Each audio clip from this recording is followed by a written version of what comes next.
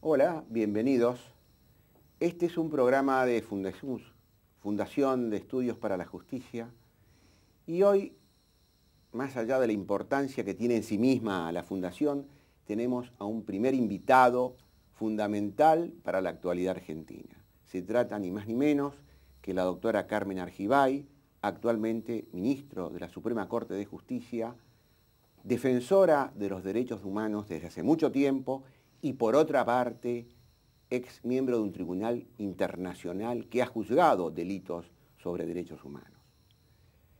Doctora Carmen Argibay, ¿o prefiere que le diga ministro Argibay? Yo prefiero que me digan Carmen. Bueno, bienvenido. Sencillamente. Carmen. Primero, ¿cómo es que vos llegás a ser ministro de la Corte Suprema de Justicia?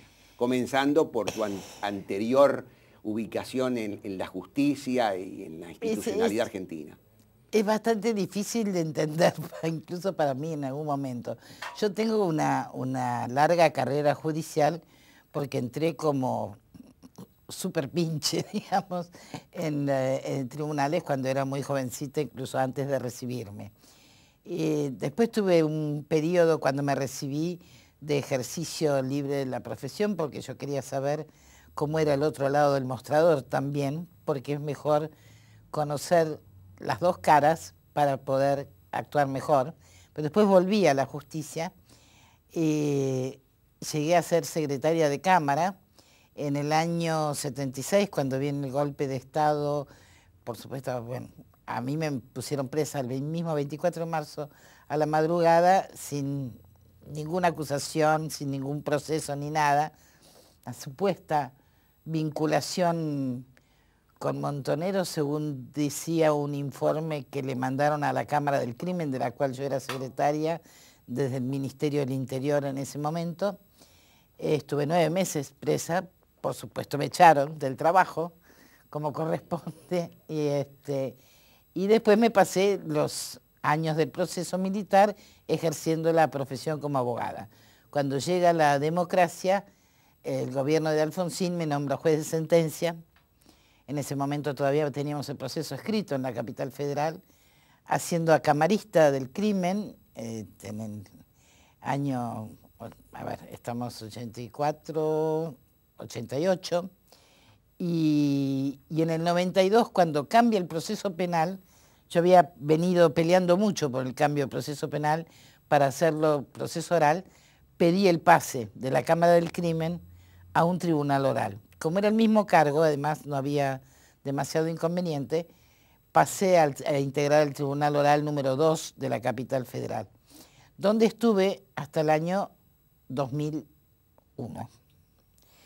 En el año 2001, la Asamblea General de Naciones Unidas me nombró como juez ad litem para el tribunal que juzgaba los crímenes de guerra en la ex Yugoslavia, a propuesta del gobierno argentino, que se enteró que yo tenía interés en él, y no tenían candidato, la Argentina no tenía candidato para mandar, y yo había averiguado, y le dije, bueno, si no tienen candidato, yo tengo interés, si quieren me consideran. Me pidieron, por supuesto, un currículum, que deben estar sembrados mis currículums por todos lados, y me propuso el gobierno por medio del Ministerio de Relaciones Exteriores, con el acuerdo del Ministerio de Justicia.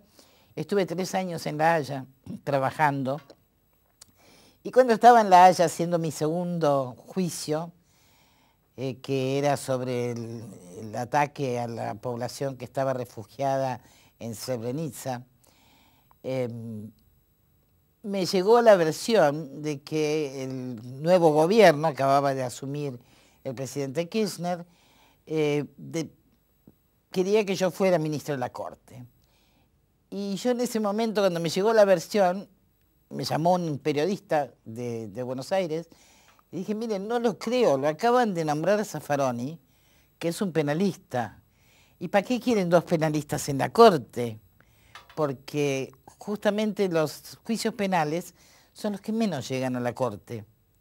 Porque la mayoría son cuestiones de hecho y prueba, así que salvo por cuestiones de arbitrariedad que son muy discutibles, si no, no llegan a la Corte. Así que 2 ¿Para qué quieren 2 penalistas en la Corte? No lo creo. Pasó el tiempo y cuando yo vine a Buenos Aires en las vacaciones, yo tenía que volver para terminar mi juicio, que terminó en enero de 2005 recién. Estamos hablando de diciembre del 2003. En diciembre del 2003, cuando llegué a Buenos Aires, me llamó como un amigo y me dijo, tal día, a tal hora, no te comprometas porque tienes una audiencia con el presidente de la Nación. Yo no lo conocía, no sabía.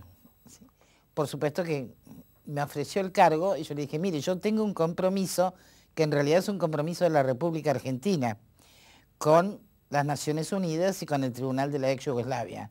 Si yo abandono ahora, este juicio tiene que empezar de nuevo, lo cual significa un gasto increíble para las Naciones Unidas, pero además un desgaste para todas las personas que intervienen en el juicio, particularmente los testigos, las víctimas, que tienen que renovar otra vez toda esa historia terrible.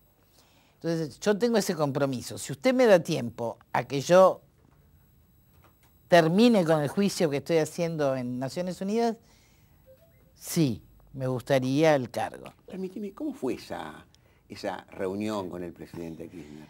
Fue una reunión muy amable. En un determinado momento él me dijo incluso, yo no quiero una corte adicta. Estábamos, no te olvides, acababa de ser todo el escándalo de la famosa mayoría automática, que si les hacían juicio político, que si se iban, que si no se iban y todo lo demás.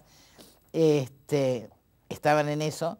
Y él me dijo, yo no quiero una corte adicta. Y yo le contesté, me alegro porque si no conmigo no cuente. Entonces me dijo, no, yo justamente por eso cuento con usted. Y le dije, mire, yo tengo este compromiso. Fue una reunión muy corta, muy amable. Me dijo, ahora le voy a pedir que se reúna con mi jefe de gabinete, que era Alberto Fernández, a quien yo conocía de cuando era empleado de tribunales, y con el ministro de Justicia, que era Vélez. Yo no lo conocía.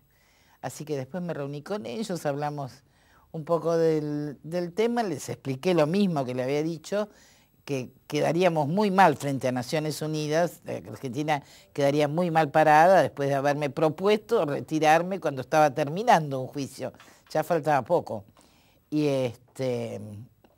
entonces estuvieron de acuerdo, qué sé yo me volví a La Haya, estuve todo el año, me mantenían informada por teléfono, pero tuve que volver a mitad de año, porque salió la propuesta hacia fin de año y tenía que tener la audiencia en el Senado. Fue una audiencia muy complicada, porque cuando a mí me propusieron, cuando salió mi nombre a la palestra, y sabíamos que en ese momento por el decreto 222, tenía que haber una publicidad de la persona, del candidato, para que la gente pudiera opinar o demás.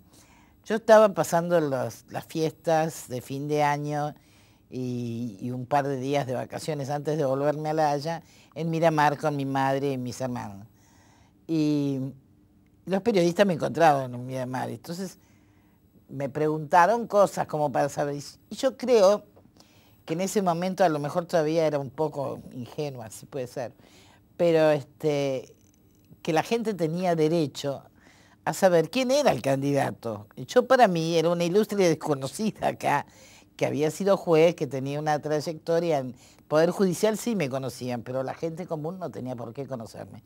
Entonces los periodistas me preguntaban cosas y yo contestaba con mi mejor buena voluntad y sinceridad, con lo cual salió a relucir.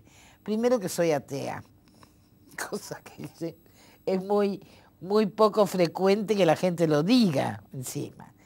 Segundo, que estoy por el derecho de las mujeres a elegir en el caso de los abortos, a poder decidir en el caso de los abortos. Bueno, se armó un escándalo, por supuesto, hubo toda una campaña en contra mía, pese a lo cual el Poder Ejecutivo mandó mi pliego al Congreso. Carmen, como ahora viene una parte muy importante, ¿podemos hacer una interrupción? Sí, cómo no. Gracias. Claro que podemos.